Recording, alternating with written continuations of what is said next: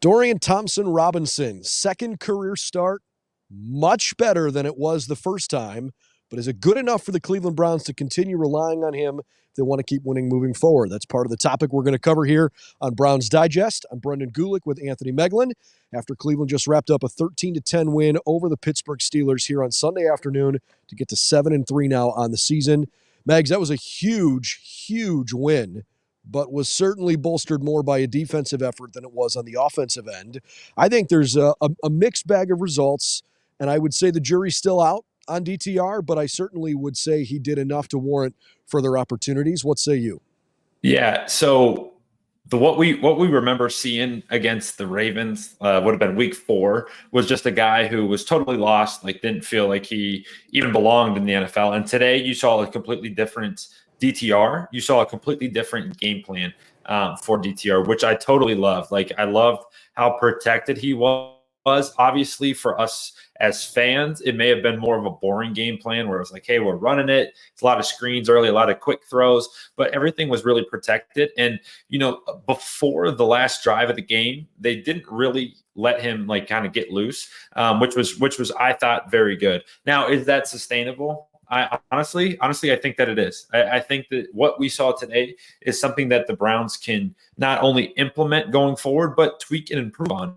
Because, what his performance was today, I think that if you use that kind of as the floor, he's going to continue to get better from it. So he'll be more accurate. The Browns receivers will catch the football better. Yeah, he had 20 incompletions or 19 incompletions. I don't know, maybe 6, 7, 8 drops potentially. So they'll be better for him. But I think what we saw today from DTR was not only was it an improvement from the last time, but it's something that the Browns can stack and it become a sustainable way to kind of run this offense. Final numbers for Dorian, 24 completions in 43 attempts. So you said 19 incompletions there.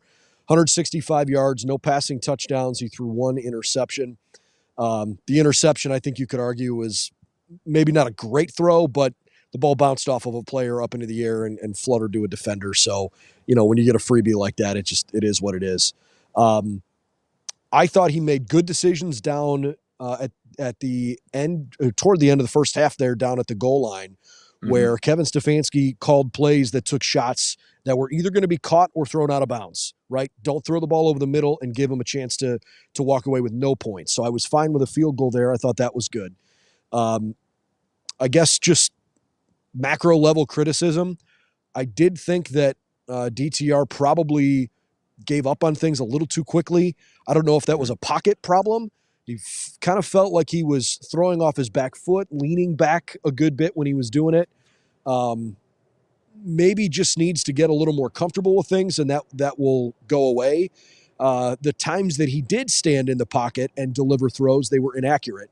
And yes, there were as many as 8 dropped passes. It's not an official stat, obviously, in the NFL, but a couple of beat reporters were tracking that and said that they had counted as many as 8. David Njoku, in particular, had just a bad day. So, look, I don't put all of that at the feet of Dorian. In terms of running the operation, having the confidence at the end of the game when things had gone so poorly for so long in the second half to just flush it and go figure it out, make a play, and go win. He did, and I give him credit for that for sure. There's 2 points. There are 2 thoughts that I have. The first is, what you kind of had mentioned with, maybe him getting off of stuff too quickly or kind of moving through too quickly. The 2 game records for the Steelers were Alex Highsmith and TJ Watt. And the one thing that you can't do, and I wrote about this morning, is I called for no turnovers. They had 1, and thankfully the defense snuffed it out immediately. They throw the pick, and then the defense goes 3 and out right away and didn't allow it to and then they shanked the punt. So it actually kind of worked out in the Browns' favor. So they didn't have no turnovers, and DTR, I thought, did a very nice job of protecting the football. But, think about like, hey, yes, he may have been getting the stuff too quickly, but just didn't want TJ and Alex Highsmith to impact the game the way that they can. My favorite part about DTR's performance is how he finished the first half and how he finished the second half. There's a lot in between there where it led to a lot of punts and a lot of stuff. But this drive at the end of the first half, 17 plays, 77 yards, ends in a field goal, one dropped touchdown pass to David Njoku in the corner. I thought that drive, honestly, was masterful. It started at the Cleveland minus 17-yard line. So had to go the length of the entire field, got help from one penalty up the sidelines on the throw to Amari Cooper, but didn't matter. He was crisp and smooth and made really good decisions throughout it. And then the game winner, right, had kind of been stagnant all second half and then just comes out 4 for 4, accurate, delivering the ball correctly, right where it needs to be, gets D-Hop into a 34-yard field goal to win it. I thought he was spectacular when he needed to be in crunch time. To your point, that field goal drive in the first half was a 17-play drive, 72 yards of offense plus 5 yards worth of penalties, so 77 total yards and 7 first downs on the drive. Was it frustrating they didn't punch it in, given how long that drive lasted? Of course, but to get points out of it and to not turn it over at a critical juncture of the game, I thought was really impressive. I totally agree with you. Closing the half. So often you hear coaches talk about you want to start fast, you want to finish strong, and you want to have that middle, like 10 minutes of game time, 8 to 10 minutes of closing the second quarter, starting the third quarter. Those chunks of time really matter. And I thought the Browns in those situations today, even though the rest of it might not have been great, those 4 chunks, they were really good. And think about it, like that's the NFL. You know, when it comes down to kicks at the end or really close games, like the spread on this game was 2.5. And you know, what do we always say? You and I, good teams win, great teams cover. You know, it doesn't matter how it looks, right? But like honestly, like I kind of say that, you know, kind of tongue in cheek, but like, you know, in the NFL, it's based on the final 2 minutes of a game. You know, whether that's the final 2 minutes of a half or the final 2 minutes of the fourth quarter, you have to find points there. And you know, when you look back on it, how big was that field goal drive?